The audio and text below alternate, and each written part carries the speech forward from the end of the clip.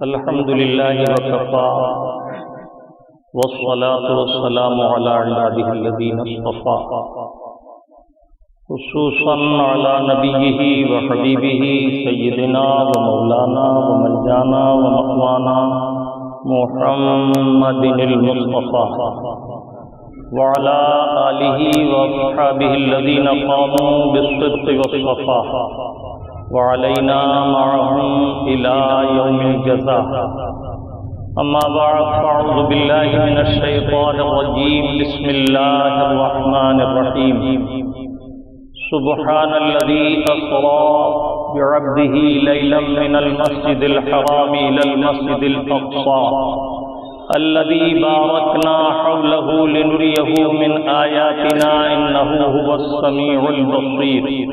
صدق الله المولانا العظيم وصدق رسوله النبي الأمين الكريم ونحن على ذلك ما قال من الشاهدين والشاكرين والحمد لله رب العالمين.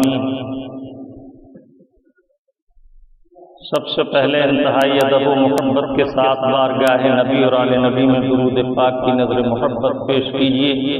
اللہم صلی علی سیدنا و شفیعنا و نبینا و مولانا محمد وعلی آل سیدنا و مولانا محمد کما تحب و ترضى بأن تصلی علیہ صلاۃ و سلام علیک یا سیدی یا رسول اللہ وعلی آلک و اصحابک یا حبیب اللہ. ایک مرتبہ اور والہانہ انداز میں دہرائیں صلی اللہ تعالی علی النبی الامی والہ صلی اللہ علیہ وسلم صلاۃ و سلام علیک یا سیدی یا رسول اللہ. تعالی اللہ ذات مصطفیٰ کا حسن لاسانی، تعالی اللہ ذات مصطفیٰ کا حسن لاسانی کہ یکجا جمع ہیں جس میں تمام اوصاف امکانی. دعائے یونسی، خلق خلیلی، صبر ایوبی، جلال موسوی، زہد مسیحی، حسن کنعانی. بہار آئی ہوئی آراستہ پھر بزم امکانی، ہوا گلزار عالم پھر جواب باب رضوانی.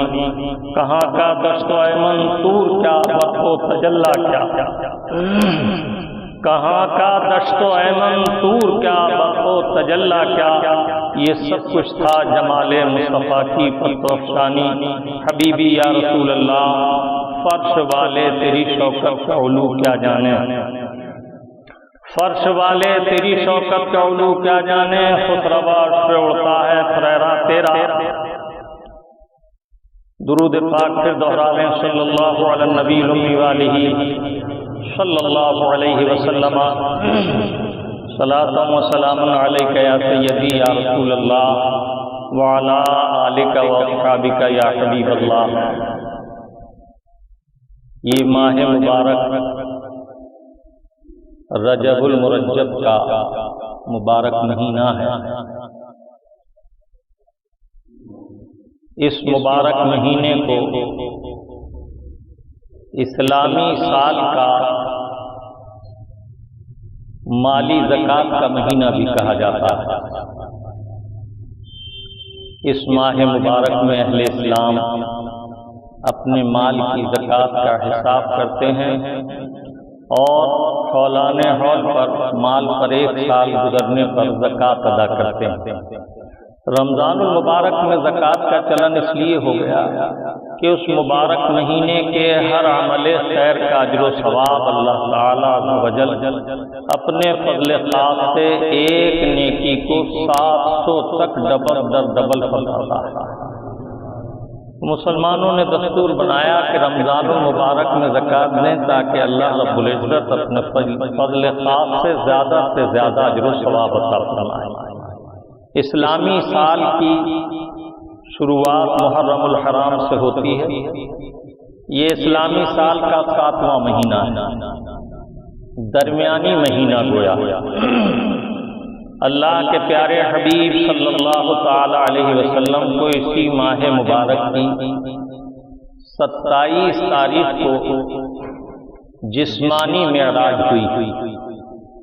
اسی کی مناسبت سے میں نے قرآن کریم فرقان حمید کے 15ویں پارے کی پہلی آیت طیبہ تلاوت کرنے کا شرف حاصل کیا. کچھ دیر اس آیت طیبہ سے اکتساب فیض کریں گے۔ اللہ رب العزت مجھے اور آپ کو حق کہنے، حق سننے، حق پر استقامت کے ساتھ عمل کی توفیق عطا فرمائے۔ سبحان الذي أسرى بعبده ليلا من المسجد الحرام إلى المسجد الأقصى۔ پاک ہے وہ ذات جو لے گیا اپنے بندہ خاص کو راتوں رات مسجد حرام سے مسجد اقصی کی طرف۔ الذي باركنا حوله لنريه من آياتنا۔ وہ بیت المقدس جس کے گرد گرد ہم نے برکتیں رکھی ہیں تاکہ ہم اپنے بندہ خاص کو مشاہدہ کرائیں اپنی نشانیاں۔ انہ هو السمیع البصیر، بے شک وہ سننے والا اور دیکھنے والا ہے۔ واقعہ معراج آقا نامدار سید ابرار و اخیار شہنشاہ ذی وقار محمد الرسول اللہ صلی اللہ تعالی علیہ وسلم کا وہ عظیم الشان معجزہ ہے کہ جو انتہائی حیرت انگیز اور تعجب خیز۔ اللہ کے حبیب صلی اللہ تعالی علیہ وسلم سے اللہ رب العزت نے معراج میں کہاں سے کہاں تک سیر کرائی۔ معراج کسے کہتے ہیں، اس اعتبار سے علماء کرام اس کے 4 حصے کرتے ہیں۔ ایک تو مسجد حرام سے مسجد اقصی تک، پھر مسجد اقصی سے آسمانوں کی رفعتوں تک، پھر آسمانوں کی رفعتوں سے لامکان تک، اور لامکان سے رب اعلیٰ عز و جل کے قرب خاص تک۔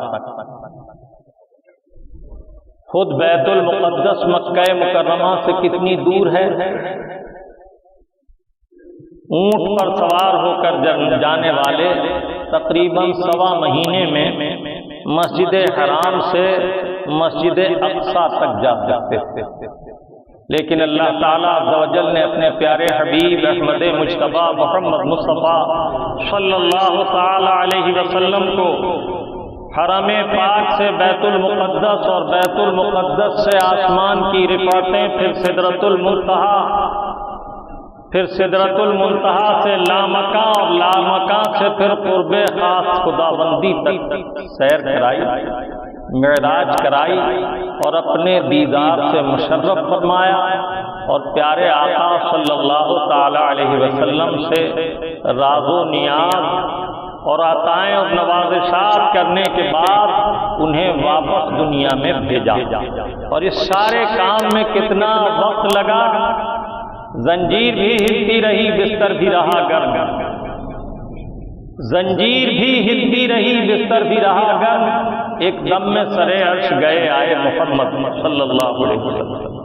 اللہ تعالیٰ عز و جل نے ایسی طول طویل سیر کرائی اور اپنے محبوب کو معراج میں بلایا، اپنے قرب خاص سے مشرف فرمایا، راز و نیاز کیے، عالم بالا کی سیر کرائی اور جنت اور دوزخ کی سیر کرائی، یہ ساری چیزیں مشاہدہ کرائیں، اور ملائکہ سے ملاقات، انبیاء اعظام سے ملاقات، یہ سارے مراحل طے ہوئے، لیکن جب دنیا میں واپس تشریف لائے تو زنجیر حجرہ پاک کی ہل رہی تھی اور بستر پاک ابھی گرم تھا۔ بظاہر ایسا طول طویل سفر اور اتنی قلیل مدت میں، اسی لیے اللہ رب العزت نے اس مبارک سفر کا ذکر فرمایا تو فرمایا سبحان الذی، پاک ہے وہ ذات۔ یہ محبوب پیارے خود نہیں گئے بلکہ ان کا رب عز و جل انہیں لے گیا۔ اب اعتراض کرنے والا اگر سفر معراج پر اعتراض کرے تو سبحان ہی سے اس کا دفاع ہو گیا کہ یہ محبوب پیارے خود کہاں کہتے ہیں کہ میں معراج میں گیا، ان کا رب عز و جل انہیں لے گیا۔ اپنا جانا اور ہے اور رب کا لے جانا اور ہے۔ اللہ تعالیٰ عز و جل نے اس واقعہ عظیمہ کا ذکر فرمایا تو سبحان فرمایا۔ عربوں کا قاعدہ ہے کہ جب کوئی تعجب خیز معاملہ ان کے پیش ہوتا ہے، ان کے سامنے آتا ہے، تو وہ تعجب میں سبحان اللہ کہتے ہیں۔ سبحان اللہ کے معنی ہے اللہ ہر عیب سے پاک ہے، ہر عجز سے پاک ہے، ہر کمزوری سے پاک ہے، ہر درماندگی سے پاک ہے۔ اللہ بہت بلند و بالا عظمت والا اور ہر کمزوری اور درماندگی اور عجز و نقصان سے پاک ہے۔ تو اللہ تعالیٰ عز و جل نے اپنے حبیب کے اس سفر پاک کا ذکر فرمایا کیونکہ یہ انتہائی تعجب خیز واقعہ تھا۔ جب سرکار نے اس کو بیان فرمایا کہ میں معراج میں گیا، بیت المقدس کی سیر کی، آسمانوں کی سیر کی، لامکہ میں گیا، تو کفار و مشرکین نے اس کا انکار کیا۔ حضرت سیدنا ابوبکر صدیق رضی اللہ تعالیٰ عنہ سے ایک شخص نے کہا، کچھ سنا ہے آپ نے؟ آپ کے صاحب نے معراج کا دعویٰ کیا ہے اور وہ بھی رات کے مختصر وقت میں، اور ان کا دعویٰ یہ ہے کہ وہ بیت المقدس بھی گئے اور وہاں سے پھر آسمانوں کی رفعتوں میں گئے۔ حضرت ابوبکر صدیق نے اسے روکا، فرمایا کیا رسول اللہ صلی اللہ تعالیٰ علیہ وسلم نے ایسا ارشاد فرمایا؟ اس نے کہا ہاں۔ تو فرمایا جو کچھ انہوں نے فرمایا وہ سچ فرمایا، میں اس کی تصدیق کرتا ہوں اس لیے کہ وہ صادق ہیں، امین ہیں۔ جبھی تو حضرت ابوبکر کو صدیق کہا جاتا ہے۔ اللہ تعالیٰ نے انہیں صادق فرمایا، اللہ رب العزت نے انہیں اتقا کے لفظ سے یاد فرمایا۔ اللہ کے حبیب صلی اللہ تعالیٰ علیہ وسلم نے اس واقعہ معراج کو متعدد احادیث میں ذکر فرمایا، اور اللہ رب العزت نے قرآن کریم کی آیات طیبہ میں بیان فرمایا، اور سورہ نجم میں اللہ تعالیٰ عز و جل نے اپنے حبیب کے واقعہ معراج کو ذکر فرمایا، اور اس کے علاوہ بھی اور متعدد آیات میں اس مبارک واقعہ کا ذکر ہے۔ یہ سرکار کا ایسا عظیم معجزہ ہے کہ کمزور ایمان والوں کو اس کی وجہ سے اللہ تعالیٰ نے فتنے میں ڈال دیا۔ منافقین اور کفار و مشرکین اس پر تبصرے کرتے رہے، اور پیارے آقا صلی اللہ تعالی علیہ وسلم کی معراج میں شکوک و شبہات کا اظہار کرتے رہے، لیکن ان کے رب عز و جل نے جب قرآن کریم میں سے بیان فرمایا تو کس شاندار انداز میں بیان فرمایا، سبحان الذی اسری بعبدہ، پاک ہے وہ ذات جو لے گیا اپنے بندہ خاص کو راتوں رات مسجد حرام سے مسجد اقصی کی طرف۔ مسجد اقصی کے لفظی معنی ہے دور والی مسجد۔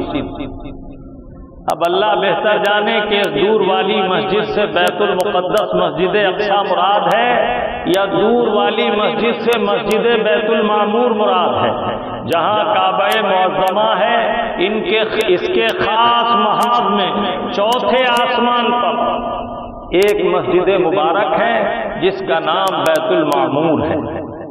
اللہ کے حبیب صلی اللہ تعالی علیہ وسلم جب معراج میں تشریف لے گئے تو آپ نے اس بیت المعمور کی بھی زیارت کی، اور اس بیت المعمور کو بھی اپنے قدم مبارک سے عزت و شرف بخشا، اور ملاحظہ فرمایا کہ حضرت ابراہیم علیہ السلام پہلے ہی سے ان کے استقبال کے لیے بیت المعمور کی دیوار سے ٹیک لگائے ہوئے بیٹھے ہیں۔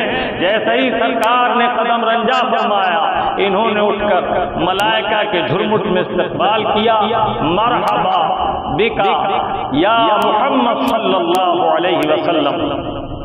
اور ایک روایت میں کہ فرمایا مرحبا بکا یا ولد الصالح، اے صالح بیٹے خوش آمدید۔ اور ایک روایت میں ہے کہ فرمایا اے سب سے زیادہ تعریف کیے ہوئے اللہ کے حبیب خوش آمدید۔ سبحان اللہ و بحمدہ سبحان اللہ العظیم۔ اللہ رب العزت نے اپنے محبوب کے سفر معراج کا آغاز ہی سبحان سے فرمایا، اس لیے کہ جب معترضین یہ کہیں کہ یہ معراج بطور خواب کے منامی تھی تو خود ہی جواب ہو جائے کہ اگر معراج منامی تھی تو عام انسان بھی خواب میں بہت کچھ عروج اور بہت کچھ ترقی کی باتیں، بعض لوگ ہوا میں اڑتا ہوا، بعض جہازوں میں اڑتا ہوا، بعض پہاڑیوں پر تفریح کرتا ہوا، خوابوں میں عجیب و غریب واقعات عام لوگ بھی دیکھ لیتے ہیں، اور جب وہ تعجب خیز بات صبح کو ذکر کرتے ہیں تو کوئی عقل مند اس پر تعجب نہیں کرتا، کسی کو تردد نہیں ہوتا، اس لیے کہ وہ خواب ہے۔ تو اگر معراج منامی ہوتی تو اس قدر تعجب کی گنجائش نہ تھی جس کا قدر تعجب کفار نے کیا یا منافقین نے کیا، اور اللہ رب العزت نے سبحان الذی اسری فرما کر یہ صاف ظاہر فرما دیا کہ تم لوگ خیال کرتے ہو کہ انسان کا بلندیوں میں چلا جانا، آسمان کی رفعتوں پر پہنچ جانا یہ ممکن نہیں، محال عادی ہے، لیکن یہ ہمارے محبوب نہیں فرما رہے ہیں، بلکہ ہم کہہ رہے ہیں کہ ہم اپنے حبیب کو لے گئے۔ اس رب تعالیٰ عز و جل کے ارشاد سے یہ صاف ظاہر ہو گیا کہ مصطفیٰ جان رحمت خود نہیں گئے بلکہ ان کے رب نے انہیں بلایا، ان کا رب انہیں لے گیا۔ تو اب لے جانے والے پر اعتراض ہوگا اگر کوئی ان کے جانے پر اعتراض کرے۔ آگے ارشاد ہوا سبحان الذی اسری، رات کی سیر کو اسرا کہا جاتا ہے، رات میں جو تفریح سیر کی جاتی ہے اسے اسرا کہا جاتا ہے۔ تو اللہ تعالیٰ عز و جل فرماتا ہے ہم نے اپنے حبیب کو معراج رات میں کرائی۔ پھر ارشاد ہوا لیلاً، رات کے تھوڑے سے حصے میں، قلیل حصے میں، بعبدہ، اپنے بندہ خاص کو۔ دیکھو ایک ہے اللہ کا بندہ ہونا، ہم سب کہتے ہیں ہم اللہ کے بندے، لیکن ہمارا کہنا اور ہے اور رب کا فرمانا اور ہے۔ ہم سب کہتے ہیں ہم اللہ کے بندے، ہم اللہ کے بندے، لیکن وہ شان کے بندے خدا ہیں کہ ان کا رب فرماتا ہے میرا بندہ۔ اسے آپ ایسے سمجھو کہ ایک لائق و فائق استاد ہے، اس کے پاس پڑھنے والے بہت شاگرد ہیں، لیکن لوگ تعلی کے لیے، اپنی عظمت کے اظہار کے لیے کہتے ہیں میں فلاں استاد کا شاگرد ہوں، اس استاد سے اپنی نسبت جوڑ کر بیان کرتے ہیں۔ تو وہ سب شاگرد جو اس کے شاگرد ہیں اگرچہ شاگرد ہیں، لیکن اگر کسی کو وہ کہے یہ میرا شاگرد ہے تو وہ اس کا خاص شاگرد ہوگا، سب سے اہمیت اسے زیادہ حاصل ہوگی۔ بلا تشبیہ ہم سب اللہ کے بندے ہیں، لیکن اللہ تعالیٰ عز و جل نے اپنے حبیب کو اپنا بندہ خاص فرمایا۔ بندوں کی بہت قسمیں ہیں، ایک اعتبار سے بندے کی 3 قسمیں ہیں، ایک ہے عبد رقیق، ایک ہے عبد عابد، اور ایک ہے عبد مطلق۔ عبد مطلق تو وہ ہے جو اللہ کا بندہ ہے، کچھ گناہ کرتا ہے، کچھ نیکیاں کرتا ہے، اور اللہ کا بندہ کہتا ہے اپنے آپ کو۔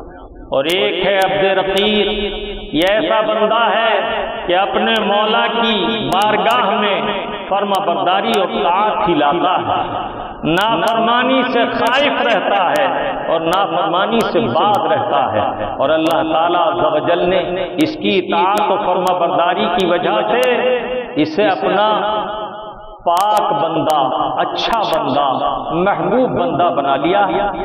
اور ایک ہے عبد عابد، نافرمان، یہ حکم مانتا ہی نہیں، ہر حکم کی نافرمانی کرتا ہے اور جا بجا ٹھوکرے کھاتا پھرتا ہے۔ پھر ایک ہے عبد معصوم، ایک ایسا بندہ ہے جسے رب تعالیٰ عز و جل نے اپنا خاص بندہ بنا لیا ہے۔ جیسے کوئی مالک کسی نوکر کو کہے کہ یہ میرا ملازم معزوم ہے اور اسے مختار عام بنا دے، اس کا خریدنا میرا خریدنا، اس کا بیچنا میرا بیچنا، اس کا دینا میرا دینا، اس کا لینا میرا لینا، تو جو عبد معزون ہے اسے اللہ تعالیٰ عز و جل کی جانب سے وہ قرب خاص حاصل ہوتا ہے کہ وہ جس سے جو کچھ معاملات کرتا ہے وہ اس کے مالک کے معاملات قرار پاتے ہیں۔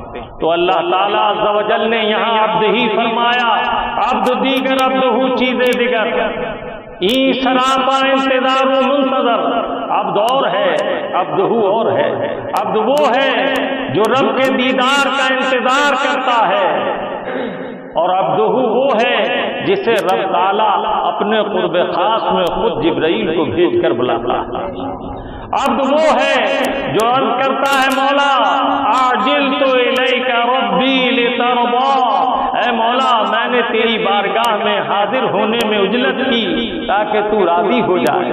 اور عبد وہ ہے جس کا رب عز و جل خود فرماتا ہے قد نرا تقلب وجهك في السماء فلنولینک قبلۃ ترضاها، اے محبوب ہم آپ کا چہرہ اٹھا کر بار بار آسمان کی طرف وحی کے انتظار کرنے کا معاملہ ملاحظہ کر رہے ہیں، مشاہدہ کر رہے ہیں، تو ان قریب ہم آپ کی رضا کے لیے کعبے ہی کو قبلہ مقرر کر دیں گے۔ تو اللہ تعالیٰ عز و جل نے اپنے حبیب کو یہاں فرمایا عبد ہی۔ ایک بات اور قابل غور، اللہ تعالیٰ عز و جل نے اپنی ذات کا ذکر کیا تو فرمایا سبحان الذی، پاک ہے وہ ذات۔ اللہ تعالیٰ عز و جل نے اپنے آپ کو الذی سے تعبیر فرمایا، اور ذات تو کوئی بھی ذات ہو سکتی ہے، ہر شے کو آپ ذات کہہ سکتے ہیں، لیکن یہاں الذی سے مراد ذات واجب الوجوب ہے۔ یہ وہ مبارک ذات ہے کہ وجود کی تکمیل، موجود ہونے کی عظمت اسی ذات کے خطاب ساتھ ہے۔ تو اللہ تعالیٰ عز و جل نے اپنا کوئی نام پاک یہاں ذکر نہیں کیا، بلکہ الذی سے خود کو تعبیر فرمایا، اور یہ ایسی بلندی کا مقام ہے کہ کوئی ذات اس عظمت کی حامل نہیں کہ آن کی آن میں اپنے محبوب کو سارے عالموں کی سیر کرا دے اور معراج کی عظمتوں سے سرفراز فرما کر واپس زمین پر لے آئے۔ اسی طرح یہاں اپنے حبیب کے بہت پیارے پیارے نام ہیں، کہیں یا ایھا الرسول فرمایا، کہیں یا ایھا المزمل فرمایا، کہیں یا ایھا المدثر فرمایا، کہیں یاسین فرمایا، کہیں طٰہٰ فرمایا، کہیں نبی فرمایا، کہیں رسول فرمایا، کہیں حبیب فرمایا، لیکن یہاں کیا فرمایا؟ سبحان الذی اسریٰ بعبدہ، نبی ہی فرمایا، نبی رسول ہی فرمایا، نبی حبیب ہی فرمایا، نہ طٰہٰ و یاسین فرمایا، تاکہ میرے محبوب کی نسبت جب میری طرف ہو تو بے گمان لوگ جان لیں کہ اس سے مراد ذات پاک محمد رسول اللہ صلی اللہ تعالی علیہ وسلم ہے۔ پاک ہے وہ ذات جو لے گیا اپنے بندہ خاص کو رات رات مسجد حرام سے مسجد اقصیٰ کی طرف۔ میرے آقا جب مسجد اقصیٰ میں پہنچے تو تمام انبیاء کرام پہلے سے وہاں موجود، 1,24,000 کم و بیش انبیاء و مرسلین سب آرا ہیں۔ میرے آقا وہاں نماز پڑھاتے ہیں، ان کو 2 رکعت نماز۔ امام اہل سنت فرماتے ہیں نماز اسرا میں تھا یہی صرف ایا ہمانا اول آخر، حضور اول بھی ہیں، حضور آخر بھی ہیں۔ سب سے پہلی تخلیق میرے آقا کا نور، اور سب سے بعد میں تشریف لانا سرکار کی خاتمیت و ختم رسالت۔ میرے آقا اول بھی ہیں، آخر بھی ہیں۔ امام اہل سنت فرماتے ہیں نماز اسرا میں تھا یہی صرف ایا ہمانا اول آخر، ہے دست بستہ وہ پیچھے حاضر جو سلطنت آگے کر گئے ہیں۔ تمام انبیاء کرام نے حضور کی ابتدا میں نماز ادا کی، اور اس کے بعد حضرت جبرائیل امین آپ کو براق پر سوار کر کے آسمانوں کی رفعتوں کی طرف لے چلے۔ پیارے آقا صلی اللہ تعالی علیہ وسلم کے لیے سفر معراج کے لیے براق بھیجا گیا۔ یہ براق بریقن سے ہے، یا تو اس کے معنی یہ ہے بہت زیادہ سفید چمکنے والا شفاف سفید رنگ، یا یہ برقن سے ہے تو اس کے معنی بہت زیادہ تیز رفتار۔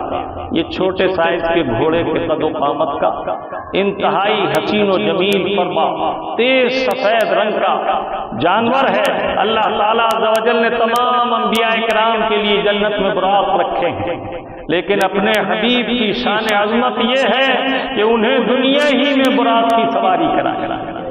ہماری جماعت کے ایک عالم تھے علامہ محمد عمر رحمۃ اللہ تعالی، وہ فرماتے جب شب اسرا کا دولہا اپنی تمام تر سج دھج کے ساتھ اس براق پر جلوہ فرما ہوا، تو جب کسی گھر سے دولہا بن کر گھوڑے پر سوار ہوتا ہے تو اس کے والد، اس کے دادا، اس کے چچا، اس کے عزیز و اقارب، اس کے ماموں، اس کے رشتہ دار جب اس کو دیکھتے ہیں اس حال میں تو خوشی سے جھوم کر کہتے ہیں سبحان اللہ سبحان اللہ، کہتے ہیں اللہ کے حبیب کی نہ والدہ تھی اس وقت جب سفر معراج کے لیے دولہا بنائے گئے، اور نہ والد بظاہر دنیا میں جلوہ گر تھے، اور کوئی عزیز و اقارب بھی نہ تھا، رات کی تاریکی تھی، رات کا وقت تھا، اور اللہ تعالیٰ نے اپنے حبیب کو یاد فرمایا، جبرائیل امین حاضر بارگاہ ہوئے، طلبوں سے اپنی پیشانی کو مس کیا۔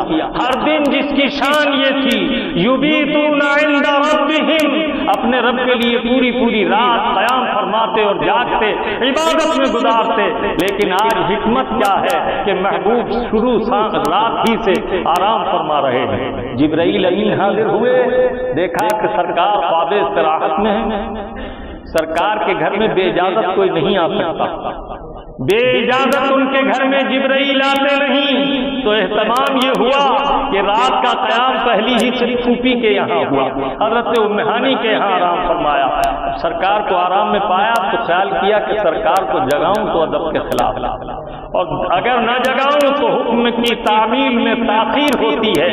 اسی تردد میں تھے کہ اللہ تعالیٰ عز و جل نے حکم فرمایا کہ جبرائیل تمہاری پیشانی کافوری ہے۔ حضرت جبرائیل نے حضور کے طلبوں سے اپنی پیشانی مس کی، اور مسلم شریف کی روایت ہے کہ اللہ تعالیٰ نے ان کے بازوؤں کے پروں میں بھی ٹھنڈک رکھی ہے، تو فرمایا کہ انہوں نے اپنے بازوؤں سے سرکار کے طلبوں کو مس کیا۔ دونوں روایتیں ہیں۔ پیارے آقا چشمان مبارک کھول دیتے ہیں، اب عرض کرتے ہیں مولا اللہ رب العزت کا آتا حکم یہ ہے کہ معراج کے لیے چلیں۔ سرکار نے وضو فرمایا اور تیاری کی اور براق پر سوار ہوئے۔ سبحان اللہ، کیسا برق رفتار! حدیث طیبہ میں ہے جہاں نگاہ پڑتی ہے وہاں اس کا قدم پڑتا ہے۔ اب نگاہ کی دوری کا اندازہ کیجیے، اور خدا جانے یہ براق کی نگاہ ہے یا جبرائیل امین کی نگاہ ہے یا رسول اللہ کی نگاہ ہے۔ حدیث میں تو بس اتنا بتایا گیا کہ جہاں نگاہ کی انتہا ہوتی وہاں اس کا قدم پڑتا۔ اب جبرائیل بھی ہیں، حضور بھی ہیں، براق بھی ہے، نہ معلوم کس کی نگاہ مراد ہے۔ اور حضور کی نگاہ پاک کا تو حال یہ ہے کہ جب اٹھتی ہے تو آسمان کی رفتوں سے بلند ہو کر عرش اعظم کی رفتوں سے پار جاتی ہے۔ میرے آقا اس پر جلوہ افروز ہوئے، گھوڑے کی مثل وہ براق چلا۔ اب ملائکہ کا جرمٹ ہے اور یہ براق پر سوار ہیں۔ میرے آقا جب گزر رہے ہیں تو اس مقام سے گزرے جہاں موسیٰ علیہ السلام کی قبر۔ ایک حدیث طیبہ میں ہے مررت علی قبر موسیٰ وهو قائم یصلی فی قبرہ، میں موسیٰ علیہ السلام کی قبر کے قریب سے گزرا تو دیکھا کہ موسیٰ علیہ السلام کھڑے ہوئے نماز ادا کر رہے ہیں۔ اس میں بد مذہبوں کا رد بھی ہے کہ دیکھو انبیاء کرام بعد وصال اپنی قبروں میں حیات ہیں اور اللہ تعالیٰ کا ذکر اور نمازیں اور عبادتیں بھی کرتے ہیں۔ اور اس حدیث کا ایک ترجمہ کسی عاشق نے بڑا پیارا کیا، اس لیے کہ صلاۃ کے معنی درود کے بھی ہیں، کہ حضور نے فرمایا کہ موسیٰ علیہ السلام اپنی قبر میں صلاۃ کر رہے ہیں، یعنی کھڑے ہوئے درود پاک بھیج رہے ہیں۔ سبحان اللہ۔ اور اب جب یہ بیت المقدس میں پہنچے تو وہاں صف میں بھی موسیٰ علیہ السلام موجود۔ ذرا اندازہ کرو، کسی نے بہت خوب کہا ہے کہ جب براق اڑا حرم پاک سے اس کی تیز رفتاری کیا تھی، ایسا اڑا کہ وہم و گما سے گزر گیا، ایسا اڑا کہ وہم و گما سے گزر گیا۔ سایہ یہ پوچھتا صحابہ سے کدھر گیا؟ بیت المقدس میں اسے جس ستون سے باندھا گیا یہ علامتی طور پر باندھا گیا، بھاگنے کا خوف نہ تھا، تو اس ستون میں پہلے ہی سے ایک ستون خاص تھا جہاں باندھنا تھا۔ جبرائیل علیہ السلام نے سراغ فرمایا اور اس میں سے باندھ دیا۔ جب نماز سے فارغ ہوئے میرے آقا نے دعا فرمائی اور سارے انبیاء کرام سے ملاقات ہوئی۔ پھر میرے آقا معراج کے سفر پر روانہ ہوئے آسمانوں کی رفتوں کے لیے۔ تو آن کی آن میں سمائے دنیا کے پہلے دروازے پر میرے آقا پہنچے۔ انشاءاللہ الرحمن اس معراج کے سفر میں بے شمار حکمتیں اور معجزات ہیں۔ آئندہ جمعے میں پھر میں اس سلسلے میں کچھ گفتگو کروں گا۔ اللہ رب العزت ہمیں اور آپ کو قرآن کریم سمجھنے سمجھانے کا ذوق عطا فرمائے، اور اپنے آقا و مولا صلی اللہ تعالی علیہ وسلم کی عظمت کو سمجھ کر ان سے سچی محبت عطا فرمائے۔ یہ قصہ لطیف ابھی ناتمام ہے، جو کچھ بیان ہوا یہ آغاز بات تھا۔ وما علینا الا البلاغ۔